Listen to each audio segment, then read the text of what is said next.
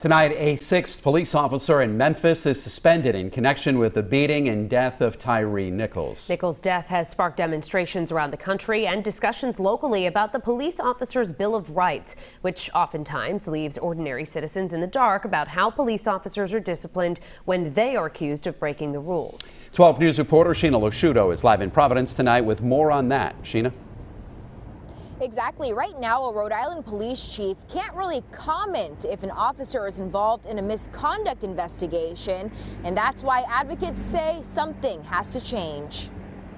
Absolutely inhumane. Reaction continues pouring in, condemning the video of Tyre Nichols being beaten by Memphis police. Authorities released it Friday in the interest of transparency. You have to look at the who and how we recruit people. This is Lieutenant Charles Wilson, a now retired longtime Rhode Island College police officer and the former national chair of the National Association of Black Law Enforcement Officers. He says several things need to be addressed. LEOBOR needs to be perhaps reformatted so that there is more transparency. As it stands right now, people have no clue what happened during those hearings. Local lawmakers are calling for the same thing when it comes to the law enforcement officer's Bill of Rights. State Rep David Morales says he's confident a bill with LEOBOR reform will be introduced very soon. This year is different because of the fact that we're all coming together in between the different stakeholders and advocates to put in one single piece of legislation that reflects the needs of the communities and the feedback that's been received along the way, versus previous years where multiple bills would be introduced. So that was enough of an excuse to hold a bill for further study. Sid Wardell with the Rhode Island Police Chiefs Association says he's been a part of that conversation for years and also wants to point out that the state recently got funding to equip all departments with body-worn cameras. I think that will help. I think that will open up again on transparency from the public side of things. So maybe we need to wait and see on the LEOBOR to see how that works out as well. Now, Wardell himself is often at the State House talking with lawmakers and says he supports some reform with LEOBOR. And in about an hour or so, a vigil will be held at the State House tonight in honor of Nichols. 12 News will have a crew there. We're live in Providence. I'm Sheena Losciuto, 12 News. Tributes continue here in Rhode Island and across the country for Tyre Nichols, as do the calls for change. A vigil is taking place right now on the steps of the Rhode Island State House. 12 News reporter Amanda Pitts is there, and we join her now live. Amanda?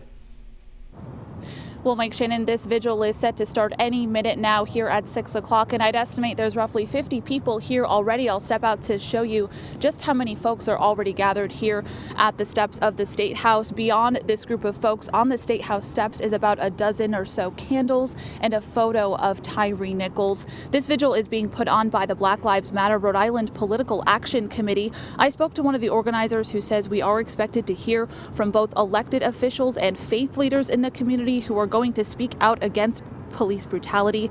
And as you can see, they've lit candles for Tyre Nichols, the 29-year-old black man who died 3 days after he was beaten during an arrest following a traffic stop in Memphis, Tennessee.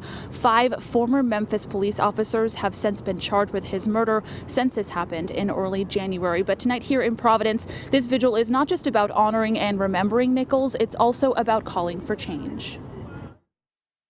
This is a systemic issue. This is going to continue to happen unless we do something about it. And it doesn't matter what state you are in, whether you're in Tennessee or Rhode Island, every single person has a role to play in making sure that people don't die out on the streets because of police. Again, this vigil is set to start any minute now. It's expected to last for about an hour. And again, we will hear from several different speakers, from faith leaders to elected officials here in Rhode Island. I'll give you another look inside the vigil coming up at 6:30 on Fox Providence. Live in Providence, Amanda Pitts, 12 News. Amanda, thank you. In the meantime, Memphis police say a 6th officer, Preston Hemphill, has been relieved of duty for his involvement in Tyre Nichols' beating and arrest. And just in, Memphis Fire Department says it has fired 2 EMTs and a driver who responded to the scene that night. The quick action taken against Hemphill and the 5 former officers now charged with Nichols' murder has reignited debate over Rhode Island's controversial Law Enforcement Officers' Bill of Rights. 12 News reporter Sheena Losciuto continues our in-depth coverage with what lawmakers are saying about efforts at reform. Well, right now with the LEOBOR law here in Rhode Island, if you ask a police chief anything about a police officer who might be under investigation for misconduct, they can't really say anything, and advocates say that needs to change.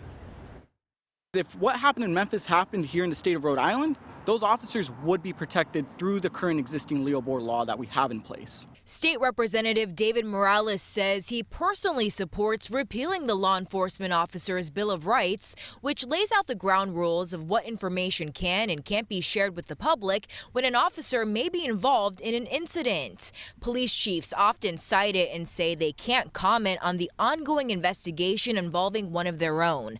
This year, the lawmaker says we can expect to see a bill with LEOBOR reform in it. I expect the bill to be introduced within the next several weeks in regards to what it looks like for LEOBOR to be reformed, so it involves more transparency and accountability. Bills addressing LEOBOR have been discussed at the Rhode Island State House before. Both the House Speaker and Senate President tell 12 News they support the reform of the current law. The head of the Rhode Island Police Chiefs Association agrees. From the chief's standpoint, there's a couple of pieces of LEOBOR that we really hope we can get some changes on. One of them being that we can talk about an investigation, talk about a status of an officer or officers when something does happen. So will a LEOBOR bill be up for a full vote this year? Morales says he's hopeful with the focus on transparency and police accountability in mind.